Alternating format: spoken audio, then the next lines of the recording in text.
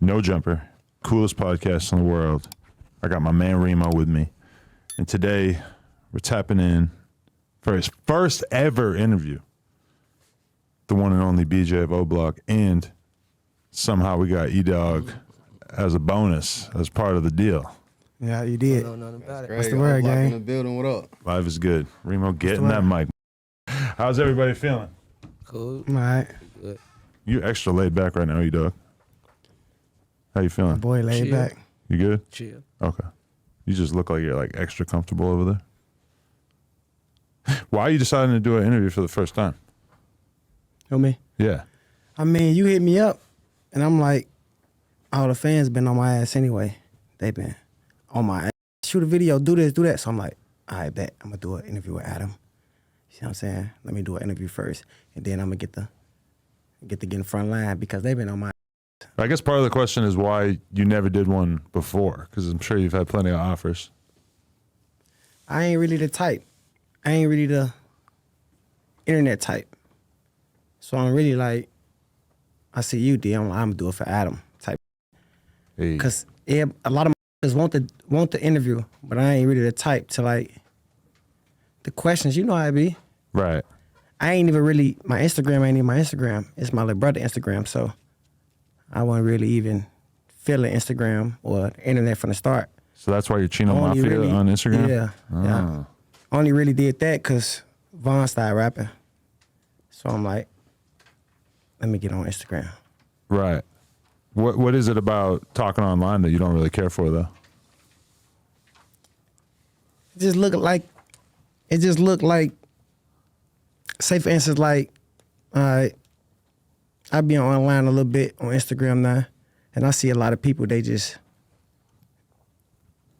try to give an image. You see what I'm saying? Mm-hmm. So really, I be staying away from it type, because everybody be chasing their image. Definitely. Yeah. But it's crazy because in Chicago, it's like, it started out with like the top rappers were getting interviews. And then I feel like Zach TV was one of the first ones to really realize, like, you know, I can kind of talk to like the friends of the rappers a little bit too. And like, I don't have to just gravitate towards the rappers. And then now we're kind of at the point where it feels like everybody wants to hear from everybody who's been around, who had anything to do with anything, because they're just so fascinated by all these stories. And it's not even just Chicago, because Vlad be interviewing anybody who ever had a conversation with Tupac. You talking about the Zach they got killed, right? Yeah, Zach TV. Yeah. You was ever on the Zach TV? No. See, I ain't really the type, you see what I'm saying? I ain't really the type to like be front line on the camera.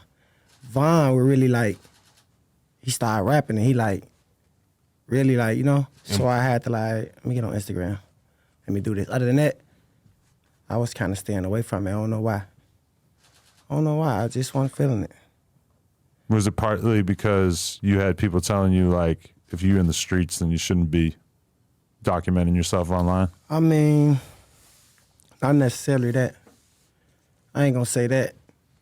It's just like I said, a lot of people be online and they be watered down in the streets, but they be online. And say for instance, like y'all think they turned or something like that. You see what I'm saying? So I be seeing that and I just be staying away from it. I only be want to get mixed up with it. Far as rapping, I just ain't never rap.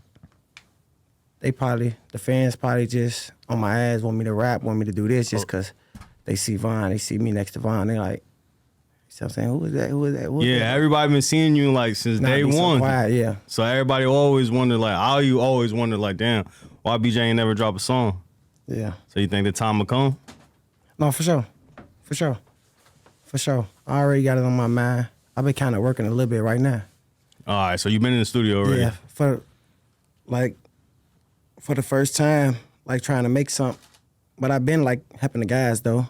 Yeah. You know, I've been helping the guys like with certain like I've been in the studio with Von, so I already got like, you see what I'm saying? Yeah. I already got the feel for it. But far as like making something on my own, Yeah. I'm really behind the scenes making something right now. Yeah.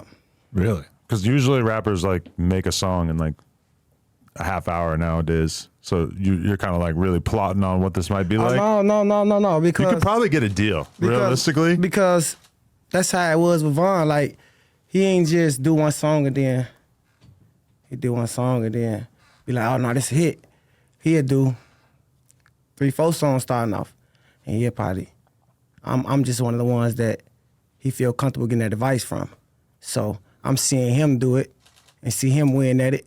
But though also he'll ask another mother too.